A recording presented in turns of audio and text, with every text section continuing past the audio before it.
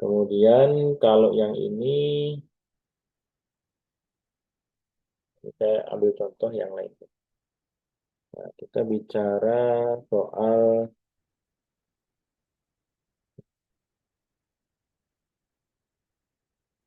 ini masih classification tapi menggunakan data yang lain ya. Kita lihat.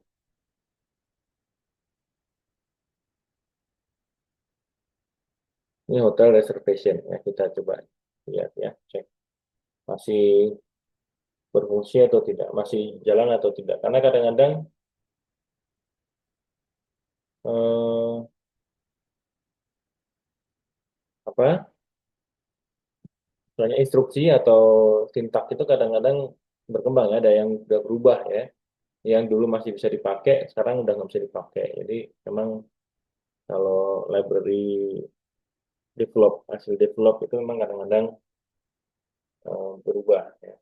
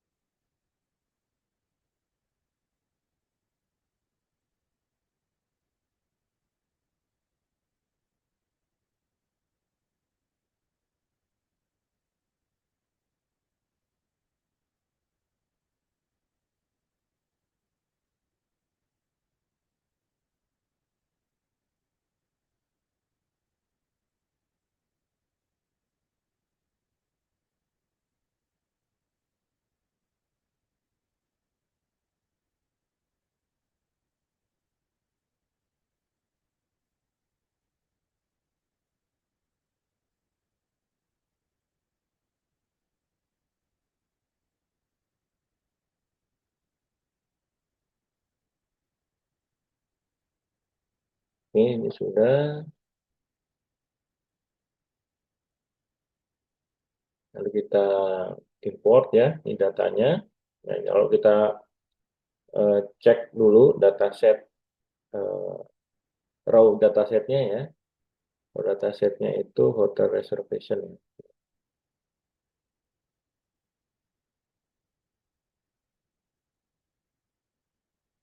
Nah, ini raw dataset ini seperti ini. eh, ada booking ID ya, ada number of adult, number of children, number of weekend night dan seterusnya. Lalu di saat booking statusnya ada not cancel atau cancel ya. Kalau disebut ini label data juga bisa karena kalau kita anggap misalkan cancel not cancelnya itu label, tapi kalaupun tidak sebenarnya juga kita bisa bisa juga ya dianggap sebagai unlabel. Jadi tergantung nanti kegunaannya ya, kegunaannya kita mau gunakan untuk hanya sebatas eh, klasifikasi atau bicara clustering kemudian untuk bicara apa namanya prediksi ya. Kalau prediksi ya tentu kita bicara label, tapi kalau hanya sebatas clustering saja ya kita bisa gunakan sebagai unlabeled data.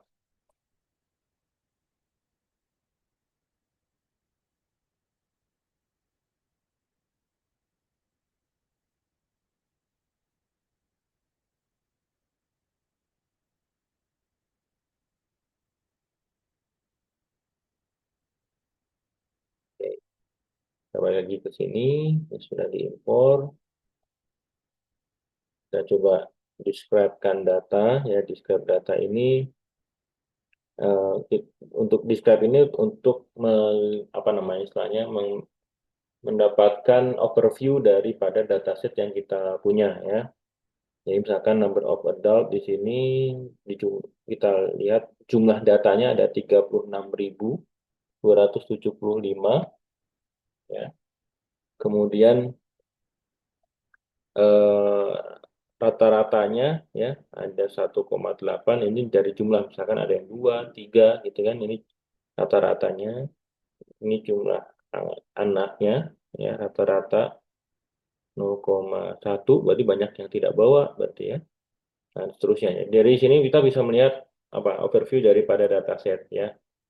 Eh, ini standar, ya ini bicara statistik ya, statistik daripada dataset yang kita punya. Kemudian kita mau cek persentase target kelasnya. Nah, target kelasnya di sini number of adult. Ya, kita coba cek. Nah, number of adult itu di sini ada yang 4, ada yang 0, 3, 2, 1. Ya, yang 0 ternyata ada. Jadi cuma anak-anaknya doang yang nginep gitu ya. Agak aneh sih, tapi mungkin ya itulah datasetnya. Kebanyakan di dua. Nah, kita lihat cek korelasi ini apakah bisa. Ini error karena uploading. Coba kita tahu ini. Oke. Correlation kayaknya perlu kita cek di sini. Dot.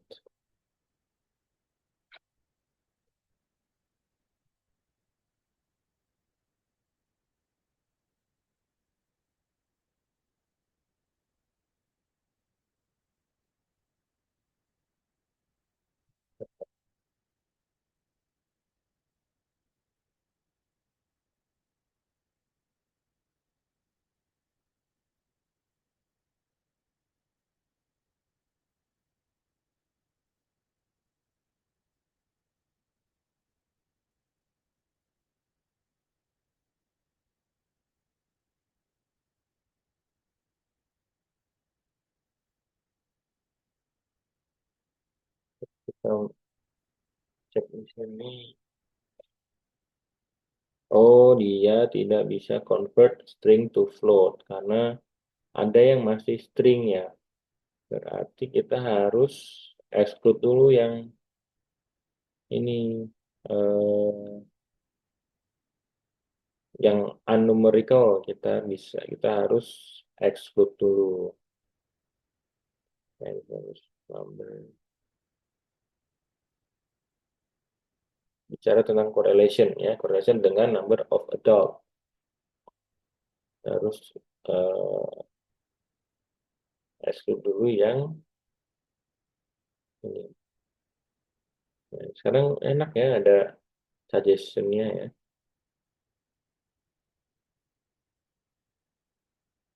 Kita coba cek, kita coba lakukan di sini.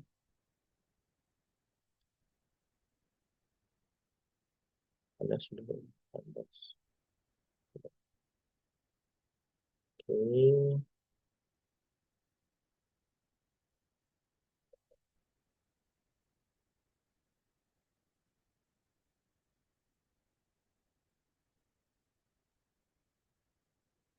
Oke.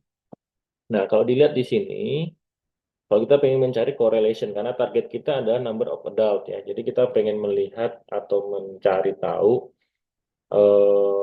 apa namanya, dari suatu data itu kira-kira dia jumlah apa namanya orang tuanya berapa gitu ya, maaf adultnya berapa. Ya ada mungkin di sini kategorinya di atas 20 12 tahun ya. Nah, di sini ternyata kalau dilihat secara sekilas hampir apa ya, banyak yang tidak punya korelasi terlalu dekat gitu ya. Paling dekat itu adalah average price of per room. Jadi kalau dia positif ya berarti semakin tinggi average apa ya, korelasinya berarti jumlah harga harga room kan. Nah, kita lihat di sini room itu satuannya apa? Nih, berarti semakin kalau ya korelasinya positif berarti semakin tinggi eh, fitur itu berarti targetnya angka target juga semakin tinggi. Tapi di sini hanya 0,2 artinya eh, jumlahnya itu tidak terlalu signifikan gitu ya. Memang mengikuti trennya itu mengikuti dari jumlah harga apa nilai harga dari kamarnya, tapi tidak terlalu berkorelasi karena kita lihat di sini ya karena jumlahnya juga maksimal jumlah apa adalah itu 4 ya, ya rata-rata kan di 2. Nah, sedangkan harga itu mungkin naik turun ya. Jadi 0,2 ini maksudnya begitu ya. Kalau kita coba cek apa ya korelasi yang bicaranya bukan number of doubt, misalkan kita mau melihat apa targetnya, misalkan eh, yang lain. Atau kita nanti selesai dulu. Misalkan kita mau cari korelasi terhadap eh, number of booking, jumlah anak. Mungkin dengan jumlah anak ya, number of children. Apa kira-kira yang paling berpengaruh terhadap itu?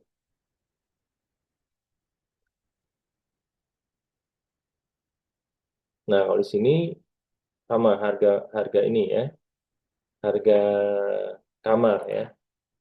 Dia korelasinya negatif. Sorry, positif ya, tapi tidak lebih dari setengah. Artinya naik turunnya ngikut ya, tapi eh, tidak selalu kalau naik, kalau jumlah harga naik, sorry, kalau harganya naik belum tentu belum tentu jumlah anaknya juga banyak gitu ya. Jadi ini caranya korelasi. Oke, berikutnya kita cek apakah ada yang not available, artinya kita mau ngecek dulu data kosong, ternyata nggak ada data kosong, jadi aman, kita langsung proses. Oke, nah di sini kita ada data cleansing ya. Data cleansing ini pertama kita clean apa kita drop booking ID karena booking ID tidak ada kaitannya dengan dataset. Yang yang di materi waktu itu saya sebutkan ada istilahnya apa itu? Ya ada jenis-jenis dataset ya saya juga lupa. Jenis dataset yang dia tidak ada korelasinya, ada hubungannya. Itu booking ID ini contohnya ya. Lalu kita drop juga number of adult karena target kita untuk mencari berapa jumlah adult ya yang di sini labelnya yang digunakan label adalah number of adult. Jadi misalkan kalau datanya seperti ini kira-kira jumlah adultnya berapa? Ya itu targetnya begitu. Jadi number of adult kita drop ya. Jadi yang menjadi label kita drop. Kemudian di sini ya, nah number of adultnya kita jadikan sebagai eh, aksis Y-nya ya. Itu oke, kemudian kita baru data pre-processing. Nah, di processing ini kita lakukan yang pertama eh, tadi sudah kita drop ya untuk menjadikan number of adult itu sebagai target class. Kemudian encoding for Y, jadi mengubah nilai yang ada di Y menjadi 0 atau 1 ya. Oke. Kemudian mengubah categorical value menjadi numerical value. Bisa dipakai label encoding, origin, ordinal, atau one hot encoding. Nah, ini ada beberapa opsi ya yang bisa kita gunakan. Kemudian menjadi numpy arrays ya. Kemudian kita gunakan 30% untuk testing ya. Sorry, 70% untuk training, 30% untuk testing. Jadi yang kita gunakan untuk training justru lebih banyak di sini ya. Tes ya, random ya. Tes-tesnya 0,3. Dan seterusnya, maka diperoleh array seperti ini ya. Ini train, ini extend ya. Kemudian kita lakukan regresi ya. Lakukan modeling dari dataset sebanyak 70% tadi gitu ya. Nah, modelnya itu memiliki akurasi 76 tapi presisinya 5,3 ya, cukup rendah. Nah, kita di sini eh, kan kita tadi apa jumlah adult, number of adult itu bisa 0, 1, 2, 3, 4 gitu ya. Nah, prediktornya ini, rule-nya ini ya. Dari sini eh ya ini jumlah apa namanya metrik confusion metriknya seperti ini. Ternyata presisinya 0,5 atau 53%. Nah, ini melihat koefisien daripada setiap prediksi ya. Ini kalau tadi kalau menggunakan logic regression ya, logic regression. Kita coba KNN ya, ini menggunakan KNN. Yang menggunakan KNN ternyata akurasinya meningkat ya. Tapi ini baru training ya, ini baru training. Sorry, ini udah tes. Ya udah dites ya, udah testing ya, testing model ya. Ini KNN akurasinya meningkat. Kalau menggunakan decision tree ya, ini menggunakan decision tree akurasinya meningkat 2%, presisinya juga meningkat ya, sekitar 10%. Kalau ini menggunakan random forest,